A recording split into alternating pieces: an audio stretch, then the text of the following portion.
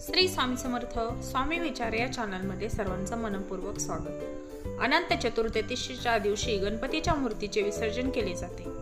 ज्याच्या त्याच्या घरच्या रीतीप्रमाणे 1.5 दिवस, 5 दिवस, 7 दिवस किंवा 10 दिवस गणपती असतो। विसर्जनापूर्वी गणपतीची उत्तर पूजा करण्यात येते। गणपती उठवताना मूर्तीच्या जागी पाण्याची लोटी तांब्या भरून ठेवावा लागतो। गणपती बाप्पा मोरया, पुढच्या वर्षी लवकर या अशा जयघोषात विसर्जनाची मिरवणूक निघते। विसर्जनापूर्वी आरती करतात। गणपतीजवळ ठेवलेला श्रीफळ विसर्जनाच्या वेळी फोडावा। विसर्जनानंतर गणपती गेले गावाला, चैन पडे आम्हाला असे भावोद्गार लहान मुले काढतात। आणि याच दिवशी अनंत चतुर्दशीचे व्रत केले जाते। हे व्रत सलग 14 वर्षे करावे लागते। भाद्रपद शुद्ध चतुर्दशीला अनंत चतुर्दशी असते। या दिवशी मध्यान्हकाळी स्नान करून अनंताची पूजा केली जाते। शुद्ध जलाने भरलेला कलश, तांब्या घेऊन त्याला 2 पंचे गुंडाळून त्यावर दर्भाचा शेष तयार करून ठेवतात। कलशावरील पात्रात अनंताची प्रतिमा किंवा शाळीग्राम मांडून षोडशोपचारे पूजा केली जाते।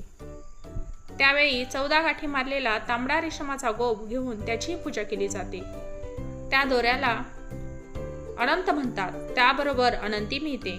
अनंत पुरुषाने व अनंती त्याच्या अर्धांगिनीने बांधावायची असते। पूजा झाल्यानंतर अनंत उजव्या हातात बांधतात। गतवैभवाच्या पुनर्प्राप्तीसाठी अनंताचे व्रत करतात।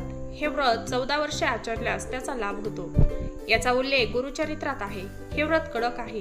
या दिवशी पक्वान्नाचा नैवेद्य दाखवावा व पक्वान्नाचे वायन ब्राह्मणास द्यावे।